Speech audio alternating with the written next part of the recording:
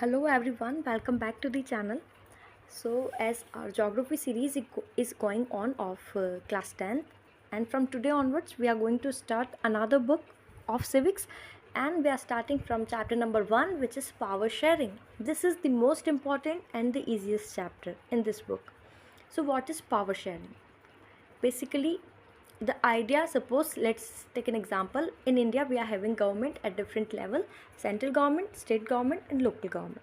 So central government has shared its power with state and then state with local government. So this is the criteria levels of power sharing, right, in India. And why power sharing is necessary condition? Power sharing is necessary to avoid conflicts in particular region or a big country. It helps to reduce conflicts. It helps to represent different communities equally. It gives right to represent themselves, to fulfill their demands. People have, if power would be shared, then people will having rights to raise their voices and to raise their demands, right? Stability will be there. And we are democracy, and democracy, it is the very spirit of democracy to share power between different communities. It will increase the trust among the citizens, right? So power sharing is very necessary condition in democracy. And in this chapter we are going to discuss about two different countries, one of Europe and one of Asia, Belgium and Sri Lanka. Belgium is a small country in Europe, smaller in area than the Indian state Haryana. Right, as you can see on the screen, this is the map of Belgium. It shares its border with four different countries: Netherlands to the north, France to the south, and from eastern direction with Germany and Luxembourg to the southeast.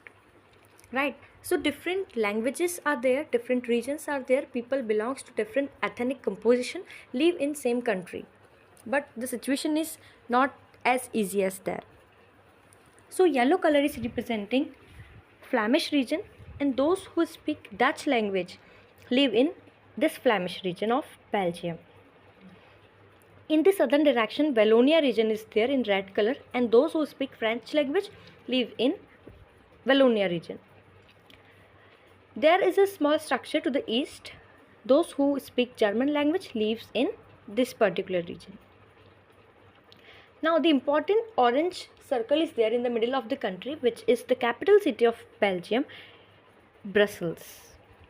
The situation of Brussels with rest of the country is just opposite. So there required sharing of power between the different ethnic groups. So let's discuss the various ethnic groups with the help of a flow chart. Here, as you can see, Belgium for entire country, two different regions are there, Flemish and Wallonia. 59% people lives in Flemish region and they speak Dutch language, which means Dutch speaking are in majority. Apart from that, Wallonia region, only 40% people lives in Wallonia region and they speak French language. Rest of the 1% Belgians speak German language. This is about the entire country. Now the capital city, the situation is just opposite. In Brussels, 80% people, means majority of the people speak French language and 20% speak Dutch language only. And the French people were wealthier.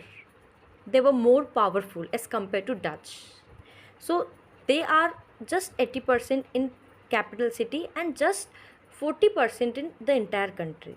But majority of the population, 59% people speak Dutch language, but they were not having equal power, so they demanded for equal rights, equal powers. So Belgium government did a very good method of power sharing, so the conflicts doesn't arise in Belgium.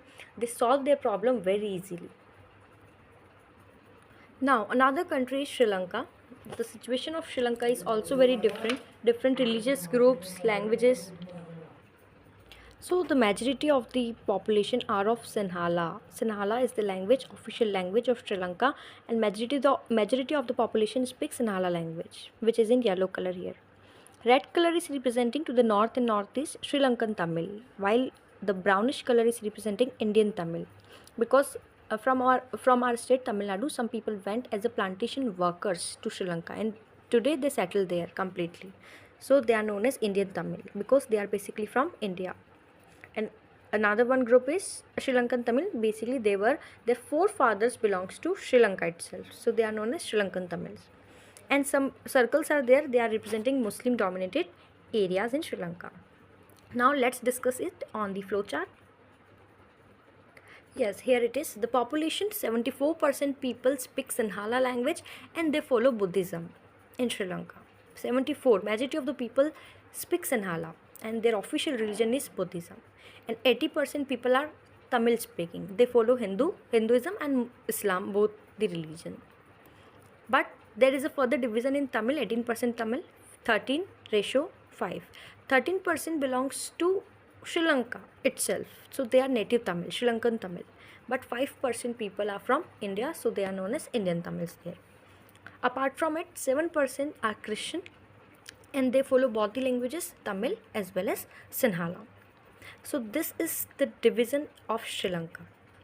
And their government took majoritarianism in Sri Lanka, so conflicts arise there. But power shared in Belgium, so the chances of conflicts reduced there. But in Sri Lanka, the conditions were very severe, so many struggles were there by Tamils. Still, the government did not share power equally with Tamils.